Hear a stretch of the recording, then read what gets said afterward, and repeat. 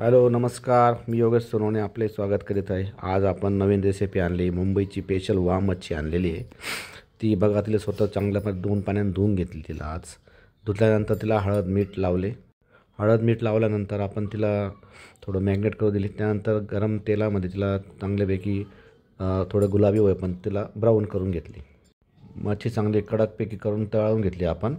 त्यानंतर थोडेसे लसूण आपण गरम तेलामध्ये थोडेसे फ्राय करून घेतले। त्यांना बघू शकता तुम्ही, चांगल्यापैकी लसूण फ्राय झालेले आहे। त्याच्यात थोडं आलं टाकलेलं आहे। आलं तसंच त्या स्वरूपातच आपण गरम करून घेतलं आहे चांगल्यापैकी। आता त्याच्यात लगेच आपण थोडं जिरे टाकलेले आहे। जिऱ्यानंतर तिला चांगल्यापैकी लाल करून घेतलेलं आहे, परतून घेतलेलं आहे। त्यानंतर थोडं खोबरं घेऊन ते खोबरंही चांगल्यापैकी गुलाबी होईपर्यंत परतवतो। गुलाबी झाल्यापर्यंत ते परतवून घे। चांगलं खोबरं लाल करून घेणे।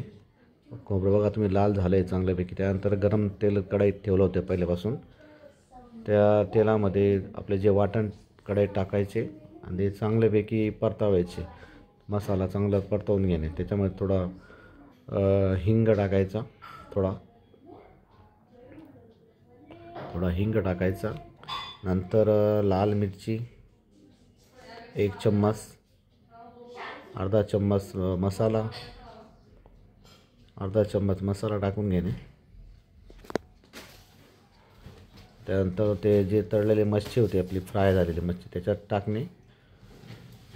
बघू शकता तुम्ही मसाला किती छान झालेला आहे। लाल, एकदम लाल मसाला टाईप झालेला आहे, पूर्ण रंगतदार दिसून राहिले। मुंबईची वाम ही फार चांगली असते।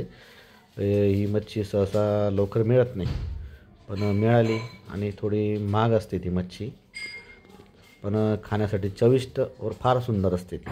बघू शकता तुम्ही एकदम एकजीव झाल्यानंतर कशी वाटते ते बघा। मच्छीचा चांगल्यापैकी एकजीव केल्यानंतर त्यात थोडी कोथिंबीर टाकून घेणे।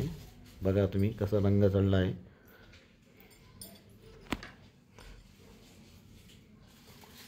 बघू शकता तुम्ही कोथिंबीर टाकल्यानंतर थोडा लाल रंग येतोय, त्याचा उकळ फुटतोय। आणि बघा आता आम्ही प्लेट लावतोय। बघू शकता तुम्ही मच्छी कशी झाली। या तुम्हाला आमचं मच्छी कशी वाटली, भाजी कशी झाली ते तुम्ही लाईक करा, शेअर करा, सबस्क्राईब करा आणि आमच्या चॅनलला शेअर करा। तुम्ही मच्छीची भाजी नक्की ट्राय करा, कशी आली ते सांगा।